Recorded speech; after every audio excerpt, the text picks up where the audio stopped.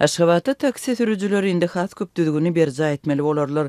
Olaryň yerine ýetirilmegine polisiýa tarapyndan berk gözegçilik ediler. Bu aralykda şäher häkimetleri öz ulagynda gazanç edýänlere garşy görüşini ýene-de güýçlendirdi. Bu çäreleriň hemmesi iratyň transport kynçylyklaryny ýene-de güýçlendirdi. Şäher taksileriniň işine degişli täze düzgünler paýtagtyň transport edaralarynyň wekilleriniň 6-njy maýda geçirilen giňişliğin ýygnagynda oglan edilipdir. Bu arada habar berýän Azatlyk radiosynyň Aşgabatdaky habarçylary paýtagtyň taksi sürüjüleri üçin talaplarynyň sanawyna girdilen käbir düzgünleri anykladylar. Olar şeýle, ulagyň umumy tezligi 1 sagatda 70 kilometrden geçmelidir.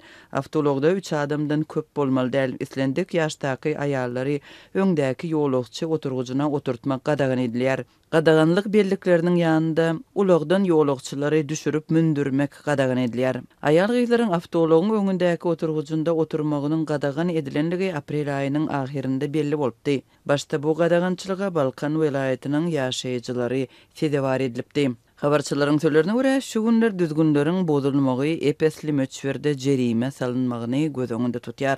Mundan başga da Çeşmeler şäheriň Ulag parkynyň täze taksi awtologlarynyň gelmegine garaşýanlygyny aýdýarlar. Aşgabatyň häkimetleri täze düzgünler we düzgünleriň bozulmagy üçin göz öňünde tutulan jogapkärçilik temasy barada resmi düşündürüş bermeýärler. Azatlyk bilen söhbetdeş bolup adynyň efirde agdalmazlygyny soran sürüjüler täze düzgünleriň gündäki iş planyny ýerine ýetirmegi kynlaşdyrýar ýanlygyny aýdýarlar. Şeýlelik bilen ähli talaplary ýerine ýetirmek üçin sürüjüler köp müşterilerden ýüz öwürmeli bolarlar we ýolagçylar bolsa ulag tapmakda kynçylyk çekerler.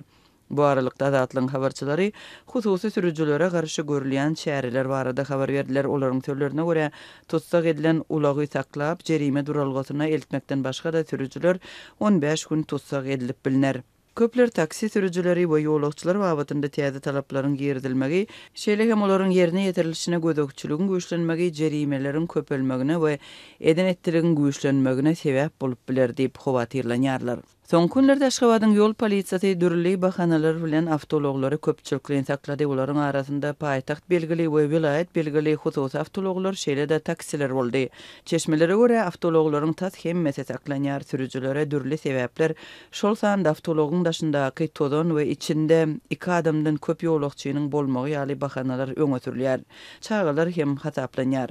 Paýtagtyň ýol polisiýasy hususy transport bilen gazanç etýän sürüjülere gözegçiligini hem güýçlendirýär. Raýat eşikli polisiýa işgärleri hususy taksilere minýärler we sürüjülere jerime salýarlar. Ýollardaky gözegçiligiň öňgörüli edilmedik möçberi we dowamlylygy täze gadagançylyklaryň gerimi apreliň başlarynda ýurduň içeri işler ministrliginiň başlygynyň täzelenmeginden soň ýüze çykdy.